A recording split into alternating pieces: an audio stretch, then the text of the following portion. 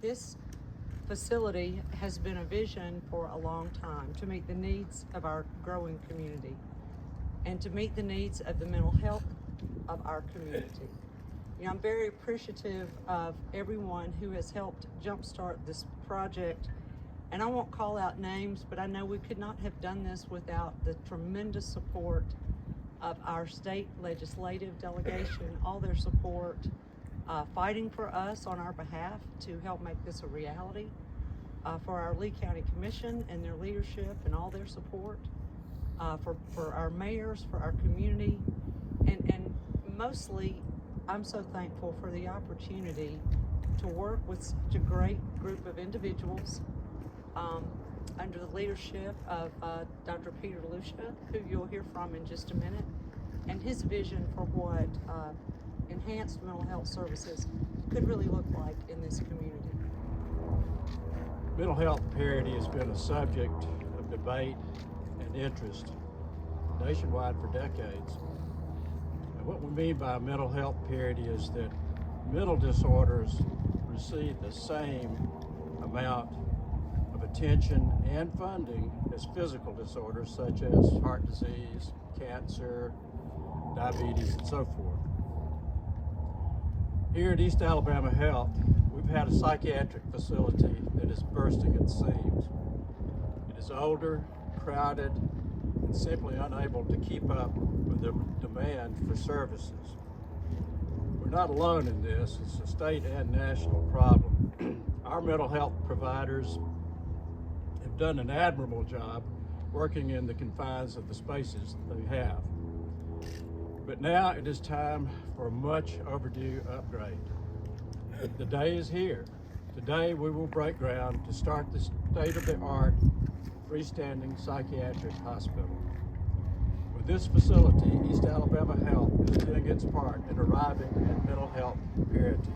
This is a magnificent day. I've been working in psychiatry for a little over 40 years now, and in 40 years, never have I been at a groundbreaking for a facility that's starting from the ground up. This is literally a once in a lifetime, once in a career experience. It was about 41 years ago. I was an intern at Los Angeles County Hospital. Huge hospital, just this big bulk of a building.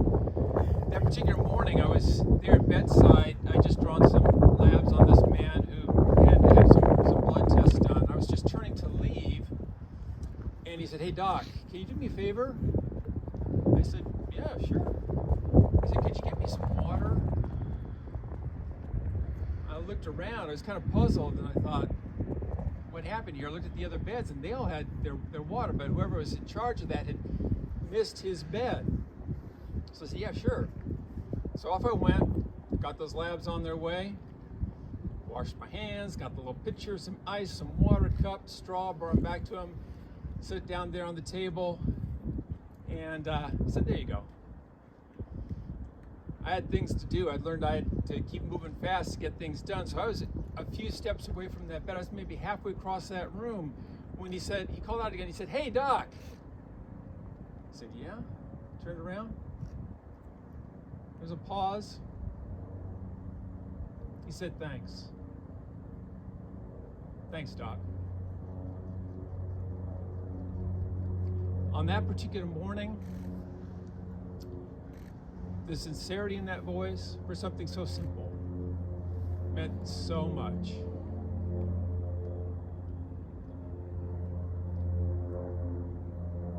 That's the voice that I feel needs to be here now. This is not just bricks and mortar. It is already infused with the care that people bring to this work.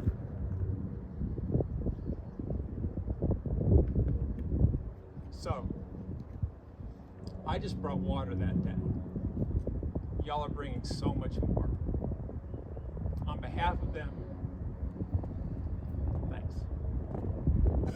1, 2, 3, shovel!